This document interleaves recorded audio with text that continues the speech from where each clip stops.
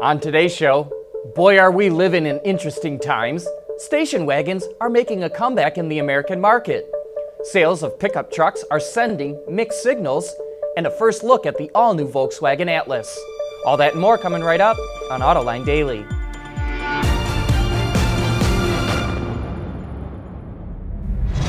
This is Autoline Daily, the show for enthusiasts of the automotive industry. Well, just when you thought that station wagons would never make a comeback in the American market, Buick is rolling out the Regal Tour X. It's all part of the all-new 2018 Regal lineup. The sedan version is now called the Regal Sportback. Its wheelbase is 3 inches longer and offers more than twice the amount of cargo space than the current version. It's powered by a 2-liter turbocharged 4-cylinder. Front-wheel drive versions are mated to a 9-speed automatic, while all-wheel drive models are equipped with an 8-speed auto. The Tour X features the same engine, but it only comes with the 8-speed. And it rides higher and is 3.4 inches longer than the Sportback. Both models are made by Opel in Germany, and since GM is selling off that Opel brand, it calls into question what will happen when these models have to get replaced. Volkswagen is finally plugging a major hole in its lineup with the Atlas SUV, and it has all the attributes to make it competitive in the segment. 3 rows with lots of legroom, muscular looks, and a bunch of new technology. It's built on VW's MQB architecture. The biggest improvement over any other Volkswagen MQB vehicle is the new instrument cluster and infotainment screen. Even the base IC is good, but the optional digital cluster is even better than that. It operates the same as Audi's virtual cockpit, only it doesn't have Google Street View on the navigation screen. While the Atlas gets VW's MIB2 infotainment system, it also gets the screen every MQB vehicle should have had from the get-go. Most models will come with an 8-inch touchscreen that has all the same functions, but you won't find yourself struggling to touch small buttons or squinting to read the screen. But when it comes to the overall driving experience, I think VW has stretched this platform as far as it should ever go. Every other vehicle I've ever driven on this architecture rides and handles exceptionally well. But the Atlas feels top-heavy, the handling is only so-so, and there's more road noise than I would have liked. Also, the top-of-the-line 3.6-liter V6 engine, which will be the only one available at launch, is lackluster. Even with your foot mashed to the floor, it's slow to build up momentum, and torque really doesn't kick in until you're going about 40 miles per hour. But Volkswagen has set a very aggressive price for a midsize SUV with 3 rows. It starts a little over $30,000. That will be low enough to get people to look at the Atlas, and for some, the good is going to outweigh the bad. We'll be back with more right after this. Autoline Daily is brought to you by Bridgestone Tires, your journey, our passion. Dow Automotive Systems, advanced materials that deliver better results. Lear, a global leader in automotive seating and electrical systems. And by Borg Warner, propulsion solutions that support a clean, energy-efficient world. Yesterday we gave you the overall sales numbers for the U.S. market in March. Today, let's look at pickups, because we are definitely seeing mixed signals coming out of that segment. Automakers sold 235,000 pickups, up 2.5%, but small pickup sales were flat. In fact, the Chevrolet Colorado, GMC Canyon, Toyota Tacoma, and Nissan Frontier were down, and that suggests the Honda Ridgeline is eating into their sales.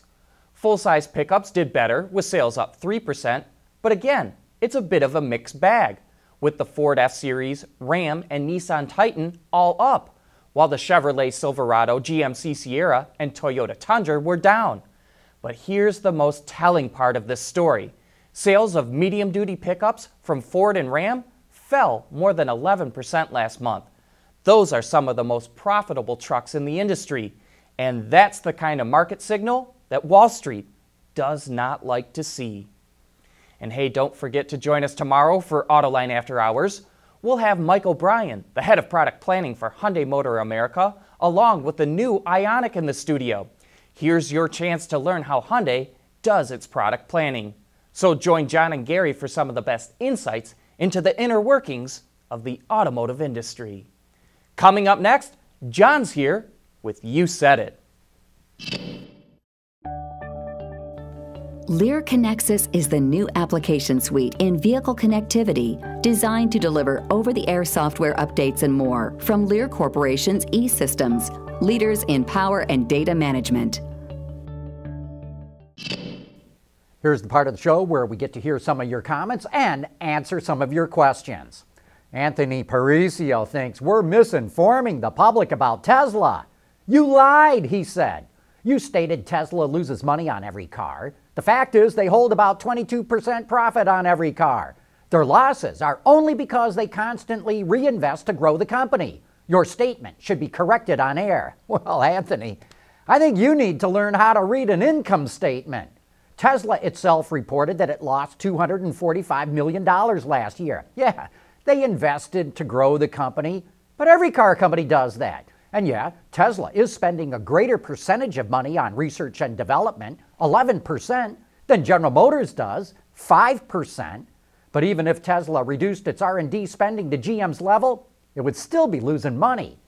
Doug T. continues on this theme, but at least he doesn't call us liars. Can you give us a breakdown on where Tesla's money is going to clear up why they're losing money? Doug, I'll give you one easy example. Tesla spent nearly 20% of sales on what they call SG&A, selling, general, and administrative costs. General Motors spent about 7% of sales on SG&A. If Tesla were able to spend the same percentage as GM, it'd be instantly profitable. But look, I'm not worried about Tesla losing money. It's still a startup for all practical purposes. Now, if it's still losing money after it gets to full line speed with the Model 3, then I will say it's time to hit the panic button. Jay Siegel loves electric cars. I'm glad California is sticking to its strict standards, he says.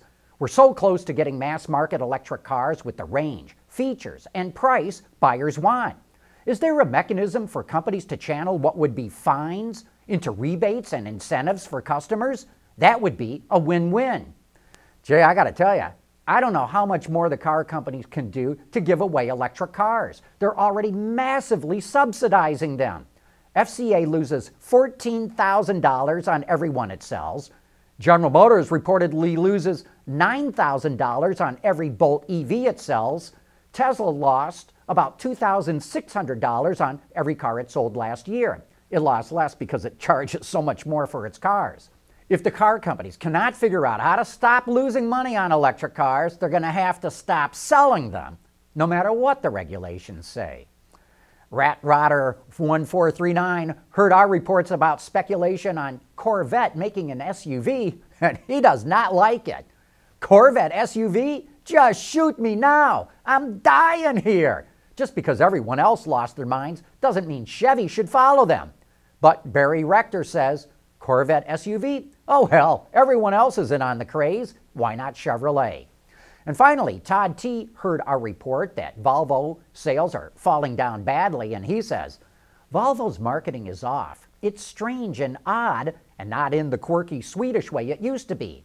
In the end, it tells you nothing about the car and why you should buy it instead of something else out there. And there's not one hint of safety in the messaging. Dumb. That's a great point. Safety is such a critical part of Volvo's brand image.